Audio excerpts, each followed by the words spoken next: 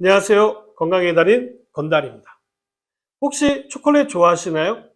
일반적으로 단맛은 사람들이 좋아하는 맛이기는 합니다. 그 중에서도 단맛하면 초콜릿이 으뜸이겠죠. 마음이 심란할 때 달콤한 맛을 통해 자기만의 휴식을 만드는 마법과도 같은 존재가 바로 초콜릿인데요. 특히 어린아이들은 대부분 초콜릿을 좋아하는 편이죠. 그럼 본격적으로 초콜릿에 대해서 말씀드리도록 하겠습니다. 전 세계에서 사랑받는 간식이 바로 초콜릿이 아닌가 생각되는데요. 이 달콤한 유혹은 언제부터 시작이 되었을까요? 초콜릿은 카카오 나무의 열매로 만들어지게 되는데요. 이 카카오 열매는 매우 신성시 여겨지는 존재였다라고 합니다. 테오브로마 카카오라는 학명은요, 신들의 음식이라는 뜻으로요, 고대인들은 신성시하는 열매였죠. 신비한 음료 초콜릿의 기원은요, 중남미의 마야 문명과 아즈텍 문명까지 거슬러 올라가게 되는데요. 마야인들은 카카오 나무에서 얻은 열매를 갈아서 물과 섞어서 마셨다라고 하는데요. 이건 우리가 생각하는 초콜릿과는 조금 거리가 멀고요. 쓴맛이 강한 음료였고 종종 향신료를 첨가해서 마셨다라고 합니다. 카카오는요, 귀족과 전사들만이 즐길 수 있는 귀한 음료로 여겨졌고요.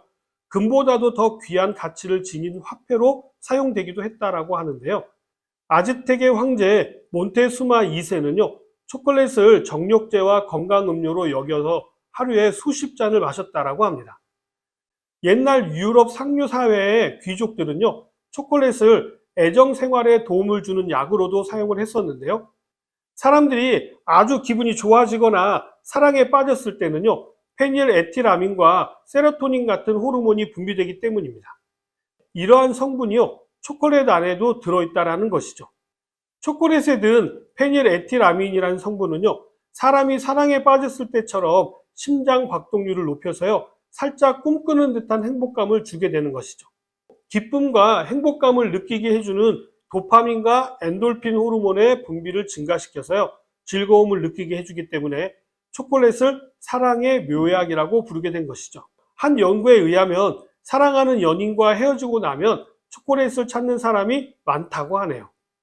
초콜릿처럼 단 음식을 먹으면요, 기분이 좋아지는 것도 사실인데요. 단 음식은 몸속에서 스트레스 호르몬으로 알려져 있는 코티졸의 분비를 낮추고요, 기분을 좋게 하는 세로토닌의 분비를 늘리기 때문인데요. 미국의 건강생활 잡지 이팅웰에서는요, 초콜릿을 우울증에 좋은 식품으로 소개한 적이 있는데요. 음식이 우울감을 완전히 해결해 주는 것은 아니고 매우 일시적인 효과를 나타낸다라고 이야기하면서, 이러한 단 음식은요, 열량이 높기 때문에 많이 먹게 되면 비만을 비롯해서 심혈관 질환의 발병이 늘어날 수가 있기 때문에 가공되지 않는 자연식품을 먹는 것이 좋다라고 권고하고 있습니다. 초콜릿을 먹으면 시험을 잘 본다라는 이야기를 들어보셨죠? 매년 대학 입시 때 초콜릿을 선물하는 이유도 이러한 이유 때문인데요. 정말 초콜릿과 공부는 관련이 있는 것일까요? 초콜릿의 페닐에틸아민 성분은요, 정신을 안정시켜서 집중력을 높여주는데요. 우리 몸의 주된 에너지원인 탄수화물의 소화, 흡수, 속도를 높여주어서요, 뇌의 에너지원인 포도당을 전해주기 때문이죠. 초콜릿의 테오브로민이 대뇌 피질을 자극해서요, 사고력을 높여주기 때문에 초콜릿은 시험 성적을 올리는데 도움이 됩니다. 초콜릿에도 카페인이 함유되어져 있기 때문에요, 각성 효과도 있고 인지 능력을 향상시킬 수도 있기 때문에 시험 전에 초콜릿을 먹는 것은 확실한 도움이 되죠. 그러나 이러한 효과는 그리 오래 가지는 않습니다. 짧게는 몇 시간에서 반나절 정도가 지나면요, 그 효과는 현저하게 떨어지게 되죠. 그렇기 때문에요, 평소에 자연식품을 드시는 것이 좋은데요, 초콜릿과 비슷한 효과가 있는 식품을 꾸준히 섭취하신다면 좀 더 안정적이면서도 효과를 누릴 수가 있겠죠. 그런 음식은 무엇이 있을까요? 우울감 완화에 도움이 되는 대표적인 영양소는 바로 단백질입니다. 단백질을 이루는 아미노산 중에서 트립토판이라고 하는 아미노산은요, 우리 몸속에서 행복 호르몬인 세로토닌을 만드는 원료가 되기 때문인데요. 이 트립토판이 풍부한 식품이 단백질을 많이 함유하고 있는 육류식품이라든지 콩을 비롯해서 바나나에도 많이 함유되어져 있습니다. 트립토판은 해산물에도 함유되어져 있는데요. 굴이라든지 새우, 게에도 함유되어져 있습니다. 그래서 이러한 해산물을 넣은 음식을 드시게 되면요, 행복감에 젖게 되는 것이죠. 물론 기호에 맞지 않아서 싫어하시는 분들에게는 해당되지 않지만요. 하루 단백질 권장 섭취량은 몸무게를 기준으로 했을 때 1000분의 1 수준으로 생각하시면 되는데요. 체중이 50kg이라면요. 하루에 단백질은 50g 정도를 드시면 됩니다. 단백질 50g을 섭취하시려면요. 육류나 콩류 등을 하루에 250g 정도는 드셔야 하는 양입니다. 콩도 그렇고 고기도 그렇고요. 모두 다 단백질은 아니기 때문이죠. 단백질이 많다라고 알려져 있는 달걀로 예를 들면요. 하루에 최소 8개 정도는 드셔야 하는 양입니다. 초콜릿에 관한 다양한 궁금증이 있는데요. 몇 가지를 가져와 봤습니다. 첫 번째 질문은요. 초콜릿을 먹으면 왜 기분이 좋아지나요? 라고 질문을 하는데요. 이 부분은 앞에서 간단히 말씀을 드렸는데요.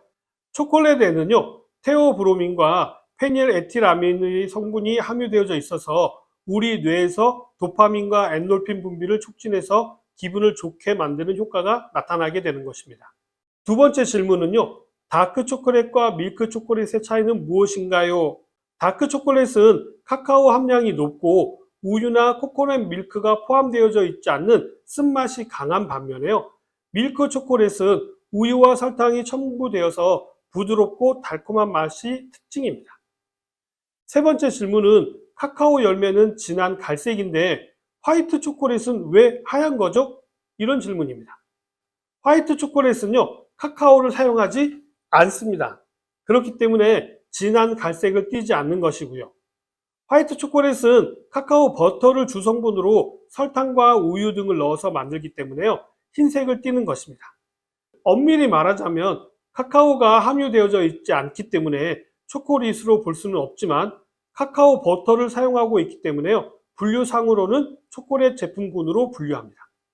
카카오 열매가 사용되지 않았기 때문에 행복 호르몬 수치를 올리는 성분은 함유되어져 있지 않고요. 카페인도 함유되어져 있지 않습니다. 그저 부드러운 단맛을 내는 성분으로 보시면 됩니다. 네 번째 질문은요. 그래서 결론적으로 초콜릿은 건강에 좋은가요? 이런 질문인데요. 매번 말씀드리지만 세상에 좋은 식품, 나쁜 식품은 없습니다.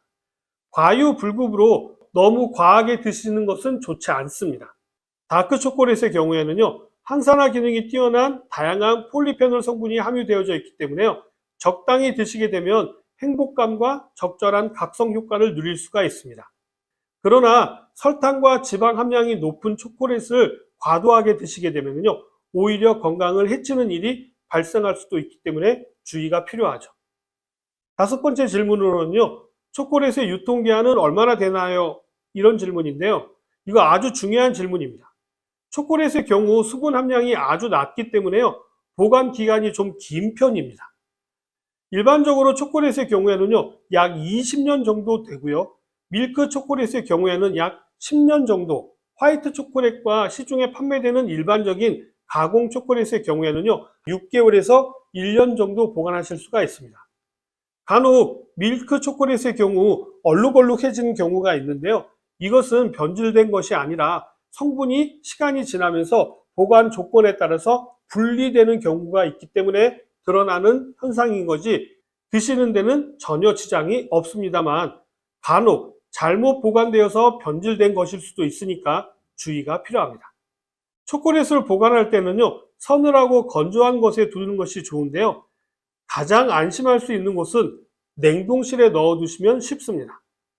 초콜릿에 대한 이야기는 여기까지고요. 그럼 저는 다음 시간에 다시 찾아뵙도록 하겠습니다. 감사합니다.